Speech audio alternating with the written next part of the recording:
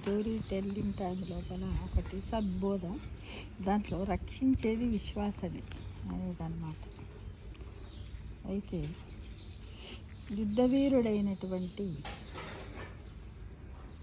ఒక యువకుడు ఉండేవాడు. అతను ఎక్కడికి వెళ్ళినా సరే ఒరలో కత్తి ఉంది, ఆయన ఒరలో కత్తి ఉంది. అతనికి వివాహమైన తర్వాత కొన్ని రోజుల పాటు ఎక్కడైనా ఆనందంగా గడిపి వద్దామని ఆ దంపతులు అనుకున్నారు.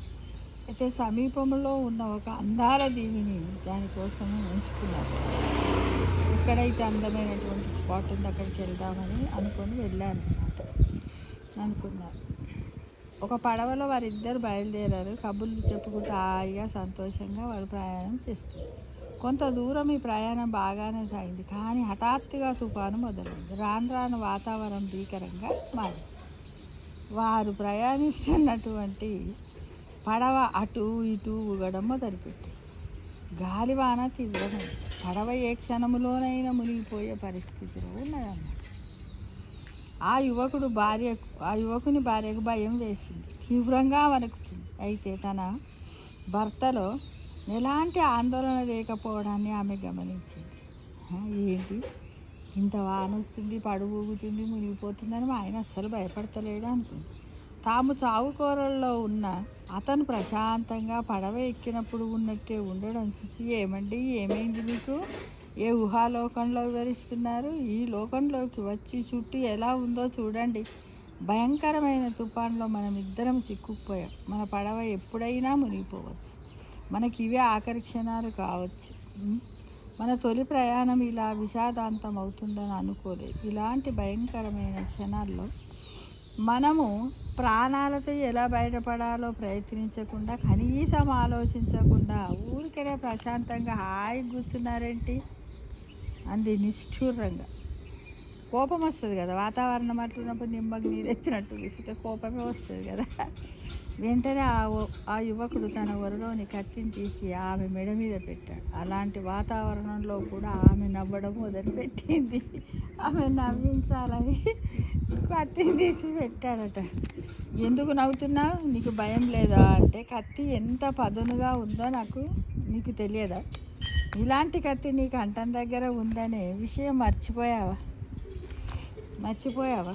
ఒక్కసారి దాన్ని కదిలిస్తే చాలు నీ కంఠం తెగుతుంది. నీ పంచ ప్రాణాలు పంచభూతాల్లో కలిసిపోతాయి తెలుసా.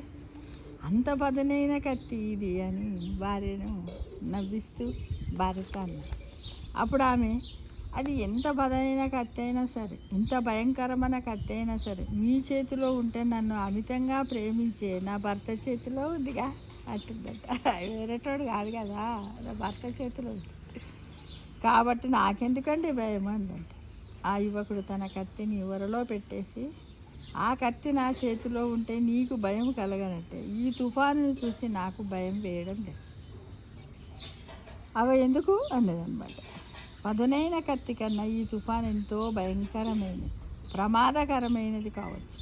కానీ అది నేను ప్రేమించే, నన్ను అంతకన్నా అమితంగా ప్రేమించే నా తండ్రి అయిన దైవం ఆధీనంలో ఆయన ఆజ్ఞకు లోబడి ఉంటుంది. అలాంటప్పుడు నాకు నా అర్ధాంగికి ఏ ప్రమాదమైన ఎలా సంభవిస్తుంది అని ప్రశ్నించాను. అంటే భక్తులను రక్షించేది భగవంతుడే కాబట్టి భగవంతుడి పట్ల ఉండే ఇలాంటి దృఢమైన విశ్వాసమే మనల్ని రక్షించేది అని ఆ యువకుడు భార్యకు చెప్పాడు. అదే ప్రహ్లాదుని ఎన్నో ఆపదల నుంచి రక్షించిందని కూడా మనకు భాగవతంలో చాలాసార్లు విన్నాం కదా. అంటే మనకేంటంటే ఏదైనా సరే, ఎక్కడికి పోయి నువ్వు ఏ పని చేసినా సరే, మన యొక్క మనస్సు, మన విశ్వాసం అంతా ఎక్కడ ఉండాలి? భగవంతుని యొక్క పాదాల చెంత ఉన్నట్టయితే మనం ఏదైనా సాధించగలుగుతాం. మనలో భయం అనేది అసలే రాదని గ్రహించండి మిత్రమా. అంటే ఆధ్యాత్మికంగా మనం భగవంతునికి చాలా దగ్గరగా కావాలని మనందరం కోరుకుంటూ ఎల్లవేళలా ఆధ్యాత్మిక చింతనను మరువకుండా ప్రతి క్షణము ఎప్పుడు కూడా నువ్వు పైకంటేనే భగవంతుడని కాదు, మనస్సులో కూడా ఏ పని చేసినప్పుడైనా కూడా మనం మనస్సులో అనుకుంటూనే ఉండాలి మిత్రమా. అంతే కదా మరి. నీతి బాగుంది కదా, విశ్వాసం.